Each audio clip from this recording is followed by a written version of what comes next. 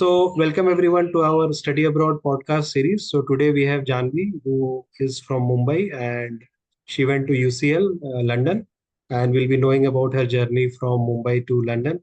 So, welcome Jaanvi to our podcast. Hi, thank you for having me. Yeah. So, Jaanvi, when was the very first time you thought about going abroad for some exposure or some study? I think in the 11th and 12th grade, my 11th and 12th grade was like peak COVID. So I think I was just debating if I wanted to stay in India or if I wanted to go abroad. I kind of eliminated America as an option at the time. So it was between a few colleges in India and a few colleges in the UK. And I wasn't too sure what I wanted to do. And, India, a lot of the colleges I wanted to go to were very specific to a stream, like law college or engineering college or things like that. So I thought it would just be better to go to the UK because it would offer me a chance to like mix and match a few combinations of things I wanted to study. Um, so yeah, I think that's kind of what solidified my decision to study in the UK. And you said you were considering a few colleges in India and few in UK. How many of them did you consider for your application? So I applied to the five you can apply to in the UK. I applied to UCL, King, St. Andrews, Queen Mary, and Warwick. Those were my five. And then in India, I only ended up applying to Ashoka because I wanted that option of kind of having something in India as well if I wanted to stay back. I initially was considering like doing law and doing or going to OP Jindal or something like that, applying to OP Jindal or something like that. But I decided it wasn't for me. So I ended up just applying to the five in the UK and Ashoka. Okay, okay, sure. And you had to write any test like SAT, IELTS, TOEFL, etc. to apply to UCL? So SAT is not for the UK, so no SAT needed. Um, and I was not doing like medicine or law that needs an entrance exam. And then because I did IB, in International Baccalaureate, and I got like over a five in English. I was exempt from IELTS and TOEFL. Okay, okay, sure. And like when you were applying for visa, did they already waive your IELTS, TOEFL, etc., or was there any Yeah, so confusion? when I was applying, when I put in what I had studied and stuff, they automatically waive it for you. You don't need to really do the test. And colleges also you like waive it for you. They don't ask when they in time of admitting you, they don't ask for it. Okay, so there was no like problem faced because of all this No. during the visa process or other applications. No, no, no, no, no, nothing. So you had a bit of idea that you would go to UK like doing this IB syllabus in your 11th, 12th? No, honestly, I did the IB because I was in a school that prior had IGCSE, so I just continued in the school and continued to do IB. But actually, I was heavily considering India to study at the time when I was doing my IB. So I was just heavily considering India. I visited Ashoka, I visited Jindal. So I did all of that, but in the end, I decided I wanted to experience the UK, so ended up coming here. Sure, sure. And once you decided that you will go to UCL, you had to do your accommodation and visa and the flight, right? So which flight did you take and how did you book your accommodation? So honestly, mine was during COVID. Like I flew during COVID as well, like 2021. So I don't know how much it would apply to anybody else, but I just took a direct flight from Bombay to London. And my visa process it's simple enough while doing it. It's just because it was COVID, things are very backlogged and delayed. So I got my visa a week before college started. So it was a bit last minute in that sense. And to get your visa, you need to have confirmed accommodation. So they give that to you around mid-August, which is quite late. Early August, I can't remember. It's been a while now. But I applied for an intercollegiate hall through UCL, called Garden Halls. So I stayed there my first year. So this first year accommodation within the campus is sort of mandatory for bachelors. No, nothing's mandatory in the UK, and there's no campus. It's in the middle of London city, so there's no real campus. But um, no, nothing's mandatory first year in the UK. It's not like America. You can kind of decide if you want to stay on campus, like on student accommodation first year or not.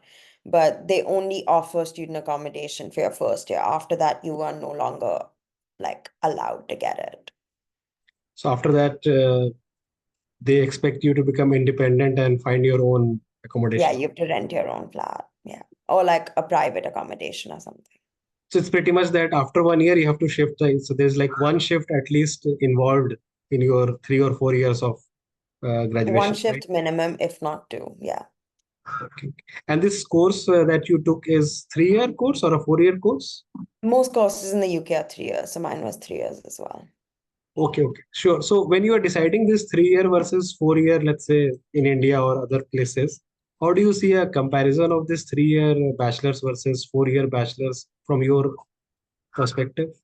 Yeah, honestly, I was in IB. I was struggling a lot. I was quite fed up. I wanted to be done with studying as quick as possible. Um, so from an 18-year-old's perspective, that was my thought process that if I can get the same accreditation 1 year earlier than the rest, I'm going to do it. Plus, I think the difference between why it's 3 years in the UK is the UK they don't make you do like random like education requirement classes like America. So you're not doing things that don't pertain to your degree. While it makes it harder, it's way more focused. So there's no wasting time doing like random classes just to fill up a requirement. Um, which is one thing I actually do like about the UK because they keep you just like they kind of throw you into it, but like at least you're done.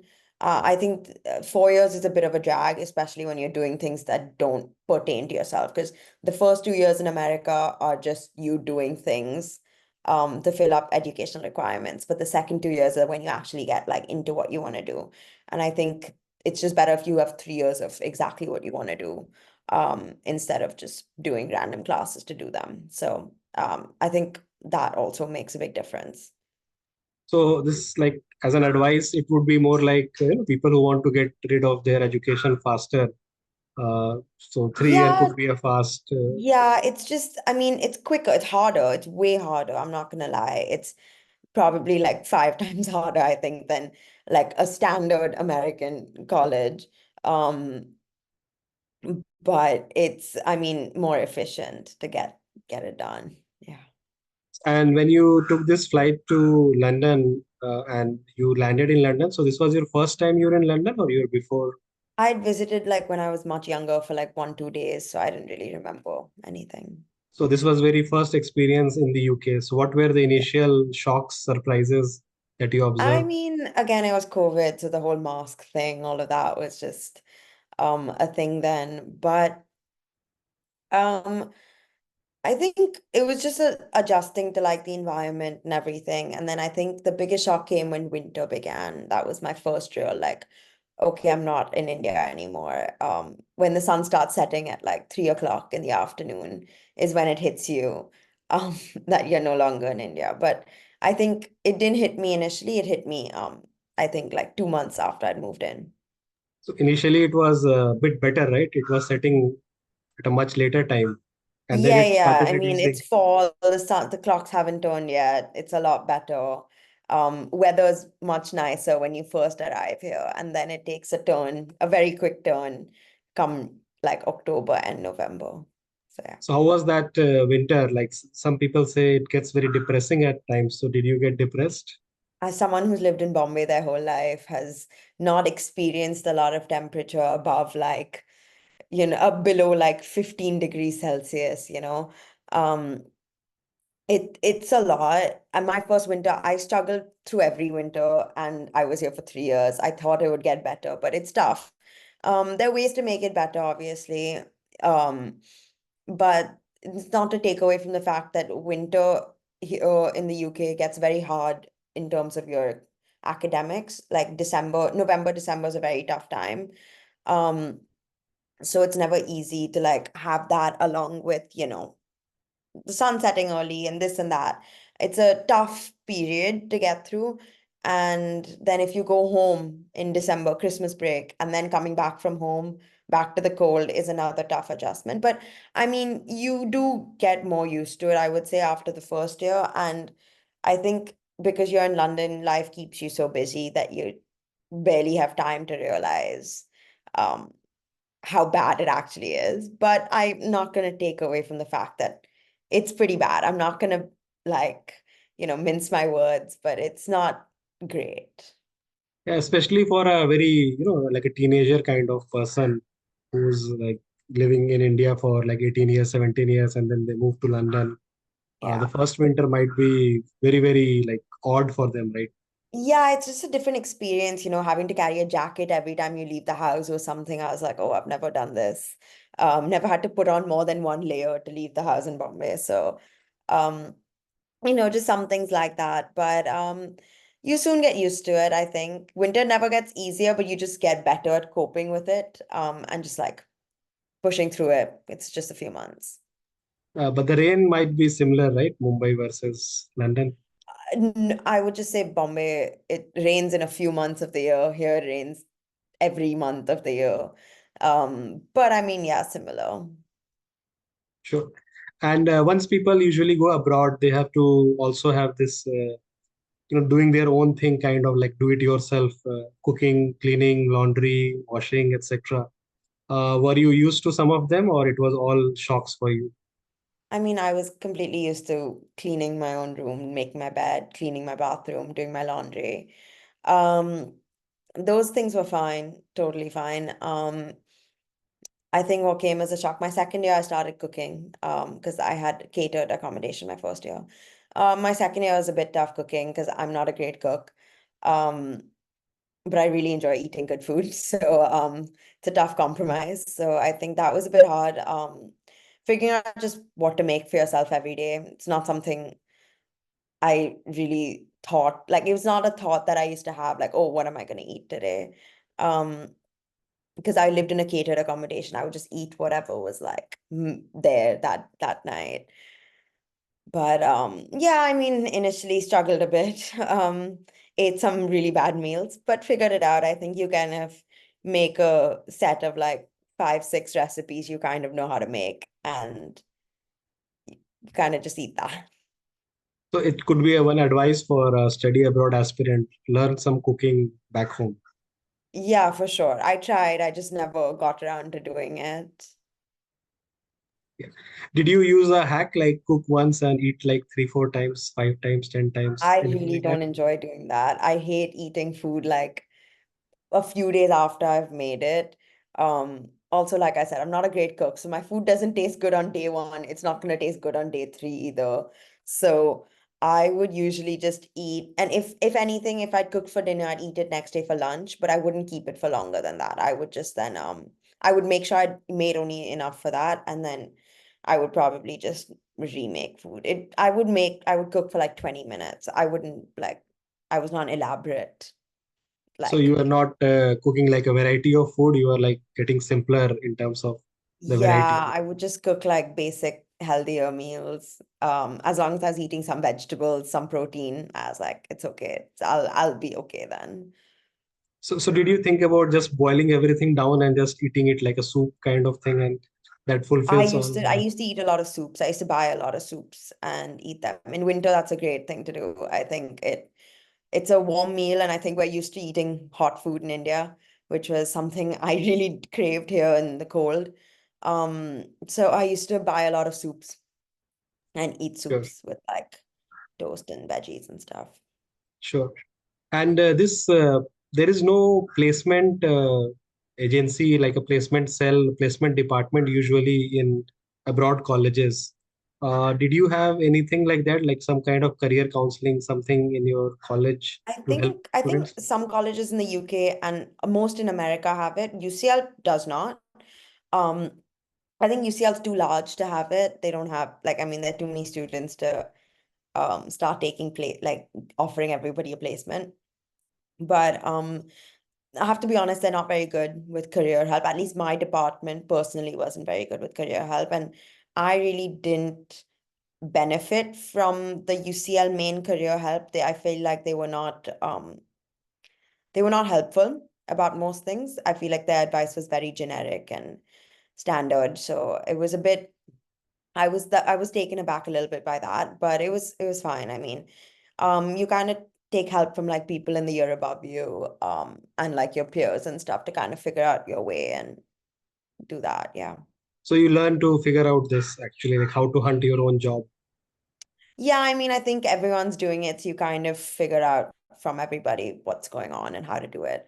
I wouldn't say UCL is the most helpful, but I feel like if you're good friends with your course mates and stuff, it really helps. Sure, sure. So did you do any part-time job, any internship in your time at UCL? So during UCL, I worked a part-time job for 3 years, pretty much all of the 3 years, 2.5. I worked at a UCL cafe as a barista.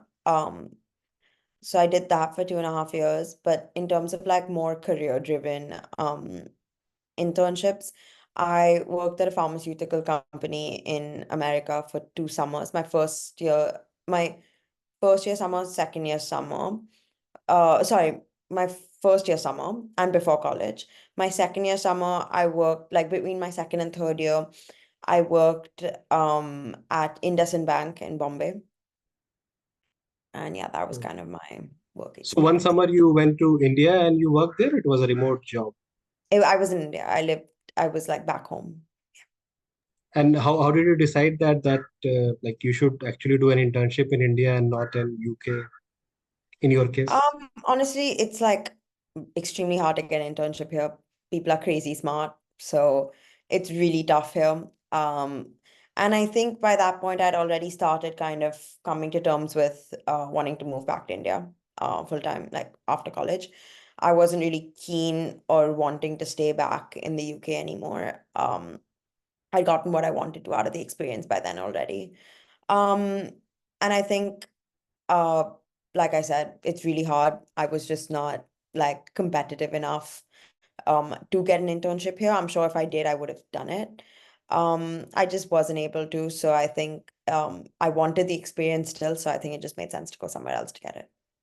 Yeah, yeah, sure, sure. So I think it's also when you go for study abroad experience like this, you tend to know your strengths and weaknesses a bit more because you have to do your, let's say, cooking, cleaning, washing, everything, and then you have to hunt your jobs also and internships, etc., and then probably do a part-time job.